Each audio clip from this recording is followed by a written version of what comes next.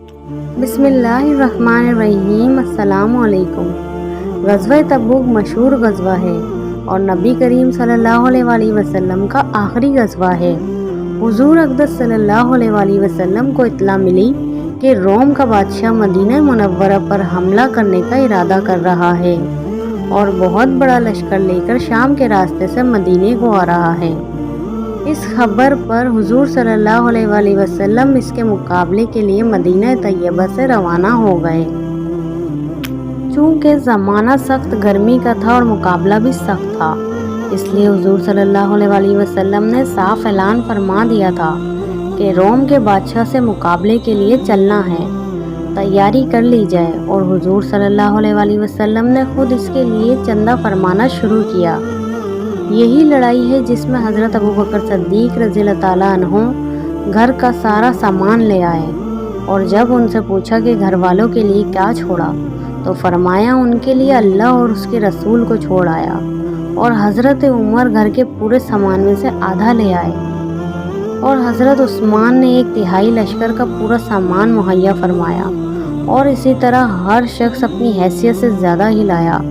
इसके बावजूद चूँकि आम तौर से तंगी थी, इसलिए 10-10 आदमी एक ऊँट पर थे कि बारी बारी इन ऊँटों पर सवार होते थे।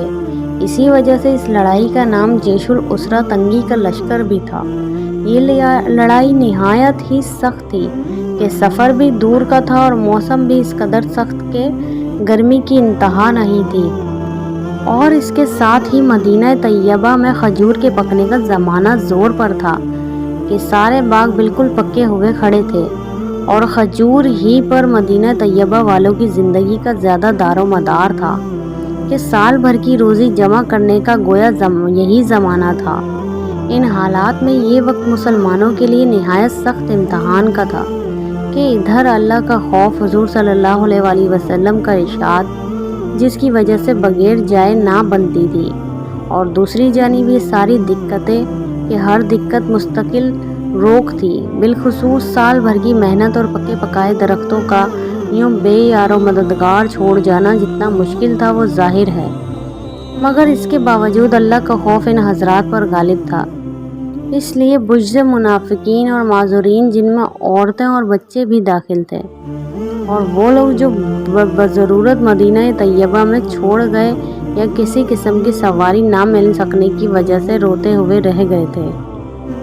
रास्ते में कौम समूद की बस्ती पर गुज़र हुआ तो हुज़ूर सल्लल्लाहु अलैहि वसल्लम ने दामन से अपना चेहरे अनवर को ढांक लिया और ऊँटनी को तेज़ कर दिया और सहाबा रज़ियल्लाहु ताला अन्हु को भी हुक्म फरमाया कि यहाँ से तेज़ चलो और जालिमों की बस्तियों में से रोते हुए गुज़रो और इससे डरते हुए गुज़रो कि तुम पर भी खुदा न ख्वास्ता वो अज़ाब कहीं नाजिल ना हो जाए जो उन पर नाजिल हुआ था। अल्लाह का प्यारा नबी और लाडला रसूल अज़ाब वाली जगह से डरता हुआ, खौफ करता हुआ गुज़रता है और अपने जानिसार दोस्तों को, जो इस सख्त मजबूरी की दिक्कत में भी जानिसार का सबूत देते हैं, रोते हुए जाने का हुक्म फरमाता है कि खुदा न ख्वास्ता वो अज़ाब उन पर नाजिल ना हो जाए।